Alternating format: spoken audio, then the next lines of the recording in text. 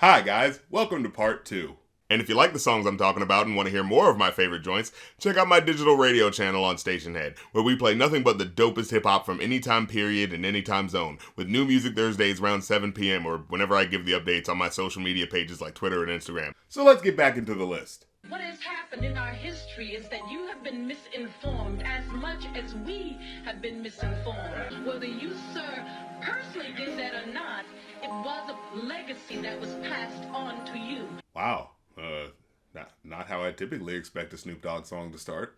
But yeah, you heard that right. Snoop Dogg and goddamn Slick Rick, the two coolest voices in hip-hop, just came together to make a track about how the American people have had their history mischaracterized to keep people complacent for the benefit of the few up top. And on top of that, there's a perfectly flipped sample of one of my favorite Bob Marley songs. No apology, equality. Youth is future, let's move forward. Music fanboy overload. The foundation was laid, y'all nation was made off our ancestors back in the day. I mean, wow, Snoop virtually never makes songs like this. And what's more, it actually comes off sincere and motivational, especially with how he roots for black women who've been able to ascend to powerful positions in the modern world. To all my sisters, ain't no knocking your back. Black girl power, yeah, I'm rocking with that. Those is getting kicked down, statues is getting ripped down. I love the inflamed rhetoric of his words, addressing issues of the time like the ripping down of Confederate statues, and the way he ends the verse by saying he'd never tell you to bow to political powers of those who oppress you. Like, damn, Snoop, where'd all this come from? So I read the Bible, then the Holy Quran. Went to Jamaica to acquire my knowledge. Sat with some rosters till my game got polished. Wait, so Snoop Dogg actually went to Jamaica to do something other than just smoke copious amounts of weed? Well, look at me making assumptions. But okay, enough politics for now. Let's get to the next song, which coincidentally doubles as a message for all the ladies out there. I'm single again.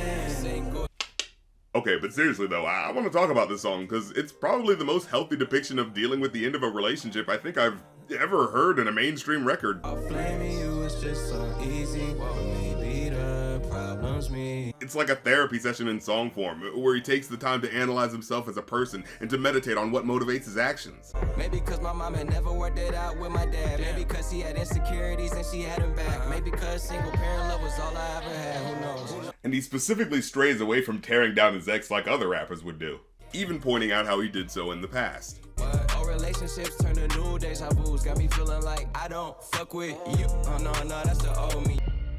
What have you done for yourself? What have you done for your mental health? And hey, dude's absolutely right. No one's ever gonna give as much of a crap about what you're mentally going through than you, so you should be the one who cares the most about that. So yeah, you shouldn't rush into relationships. We should first all take the time to truly enjoy being happy with ourselves. So, you know what, I rescind my earlier finger guns and clicking noise. I'm just gonna be happy with being on my own for now. Unless, of course, you're a smoking hot cosplayer chick who's got a thing for handcuffs, in which case, feel free to try changing my mind. I mean, you know, I'm all for hearing different perspectives. Now, I'm going to kick this next one off by saying I'm totally biased here. Because I've actually had this guy on the Going Off podcast a few times after we reached out to him because we really enjoyed a few of his albums we reviewed. But I just couldn't resist putting this one on here because of how brilliantly executed the concept is. You say you woke, bro? I say supposedly. You ain't nowhere near as woke as you supposed to be. And as you can tell by the hook, it's the perfect soundtrack for modern times, as it's about turning wokeness into a rap battle. I'm a Ruby still sleep, he ain't deleted Uber. I know the planet fucked up and how it got that way. I only flush my toilet once every goddamn day. I'm fucking woke. However, the song never really comes across as mean-spirited. Like, it doesn't paint the idea of being socially aware in and of itself as a bad thing, you know what I mean? It's poking fun at performative wokeness, a problem compounded in the modern age by an algorithmically charged internet that gamifies the competitive angle of discussing social concerns and turns it into just being about being on the right side more than it is about directly addressing those issues. Like, for a quick example, you know, every now and then there'll be a dust-up online about some rich dentist who went big game hunting for an endangered animal and posted the picture online, and there'll be a whole whipping up of an internet mob to go harass the guy and maybe get him fired from his job. But I mean, if it's in the name of saving endangered animals that this whole mob is forming, well, the animal in question's already dead. And there are hundreds of thousands of other rich people out there killing animals who didn't post it on social media and won't receive any of that backlash. Therefore, the hate mob materially didn't actually do anything beyond harassing some random dude. And to be clear, fuck those rich people. I'm sure if they can travel to different continents just to kill animals, I don't think they're gonna be begging in the streets after a public internet humiliation. But you know, that kind of highlights the point. These types of harassment campaigns don't usually have any material result beyond making the people who did it feel good. And sure, it's a more extreme version of what this song's about, but I think it highlights how that desire to feel good and be on the right side can supersede the idea of actually addressing the problem you originally had. Also, Fonte from Little Brother is here, and spits an absolutely phenomenal verse to fit the theme. Seriously, his verse is so good, I don't know what to say about it, beyond maybe, I don't know, reacting to the woke rap battle with woke rap battle reactions? Like maybe Trying to beat me in a woke off and get broke off. No jokes, you don't want no smoke. With this woke time broke all. oh, the rich need to pay more in taxes. Oh! Say this and I'm moving on. You thought toxic masculinity was a new cologne. Oh! Republicans and Democrats don't want us to focus on class division. Oh! Okay, so for this next song, I feel like I can't say anything to justify it that wouldn't be best summed up as, it's a whole goddamn vibe. The smooth-ass bass line, the chilled-out low-key percussion, the playful flow of Gold Link as he seals the deal with his girl for the evening. Push up your bra to the left, that's right. Now we in the car with a broke brake light. Thinking about the ass, the leg, the hit, the sex, the whip, the figure for leg, like then we dip out. It's just a fun-ass dance track about wanting to get past all the emotional baggage of love and just have a fun, sexy time with the person you're digging on. And then there's the verse from the man of the year himself, Tyler, the Creator, giving us the emotional turmoil he's dealing with while trying to just enjoy himself with the guy he wants. Ayo, your boyfriend pissed off, smacking his lips off. The fact my lips are covered in your lip gloss. And as you listen more into the verse, it gets more and more melancholic as you can feel the party going on around him as he's trying to have a good time, while in the back of his mind feeling like he's losing the person he wanted by not acting in time. I'm all bark, no bite, I'm so sorry. Wasted time, I wasted time. I love how the rest of the verse plays out like this. It's just this fascinating flip as you can hear him losing confidence and getting drowned out by the music. It adds an extra shade to the already kind of blue mood of it while not detracting from the already low-key mood of the song. If any joint becomes a staple of the house party from the last year, it's gotta be this one. It's just so damn cool and yet honest and revealing in a way that doesn't normally make its way into a party song like this. And yet his words gel together just perfectly with the groove of the song. I just love it. Now before we get to number one, here's a few 7-second copyright rule skirting clips of the runner-ups.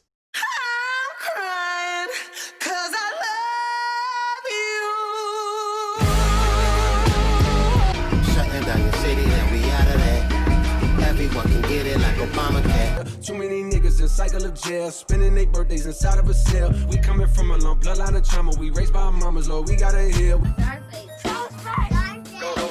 Scarface has got the powers and stuff.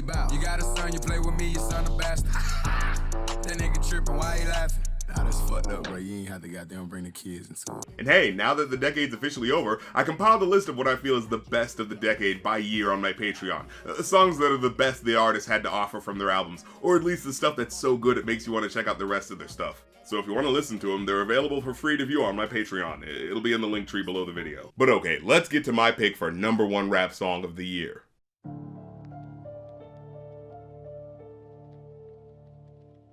So this is Dave, a UK rapper whose album Psychodrama was a fascinating dive into the rapper's mind as he goes to therapy and relates his experiences, the pinnacle of which is Black, a 3.5-minute layout of the multifaceted issues faced by people all across the African diaspora. From our struggles with how a post-colonial world treats us, Black is struggling to find your history or trace the shit. You don't know the truth about your race cause they're erasing it. Black is so confusing for the culture, they're in love with it. They take our features when they want and have their fun with it. Never seem to help with all the things we know would come with it. To also highlighting internal struggles we face that prevent unity, like jealousy and colorism. Black is not divisive, they've been lying and I hate this shit. Black has never been a competition, we all make this shit. Black is growing up around your family and making it, and being forced to leave the place you love because there's hate in it. People say you fake the shit, never stayed to change the shit, but black is being jealous, you'd be dead if you had stayed in it. And the part that always tears into me is this lyric. Well, you will struggle, but your struggle ain't a struggle like me. Or how could it be when your people gave us the odds that we beat? I mean, fucking hell, what about our brothers that are stuck in jail that could have busted belt? This part just hits so goddamn hard, because how many times have black people had their struggles ignored by willfully ignorant white people who say, "Ooh, your struggles aren't real, we're all individuals anyway, so stop thinking there's some white boogeyman out to get you." Meanwhile, we see absolutely concrete evidence of that inequality, most notably in the disproportionate ways we're jailed, undereducated, and ignored during crises like the Flint water debacle or the Grenfell Tower fire. I mean, geez, even the FBI had to admit there's been an undeniable white supremacist infiltration into the American American police force. There's some pretty clearly rigged inequality going on right now, so I love seeing an artist expressing that pain and frustration so powerfully and concisely in a track like this, intricately detailing the triumphs and tragedies of displaced black folk all around the world. Well, that's the episode. Leave a like if you liked because it helps, comment if you have something to say because it helps even more, and hit the subscribe button and the bell because it helps the most. Oh, and if you'd like to request a song for me to review, or if you like my stuff and want to support the show, go to patreon.com/rapcritic or ko-fi.com/rapcritic, which is where you can also see episodes early, make requests, and talk with me and fellow fans on the Patreon Discord. Plus, if you want to hear my analysis of films, there's my new movie review podcast, Review Anew. You can check it out on Spotify or Apple Music. We're starting off by reviewing Kevin Smith movies, but we're going to be expanding to different filmmakers once we're done. So if you want to send us movie requests, you can donate one time to that Ko-fi, or do ongoing support over at the Review Anew Patreon. Again, all the links are in the link tree. So peep all that fun stuff out, and I'll see you around in the new year. Peace.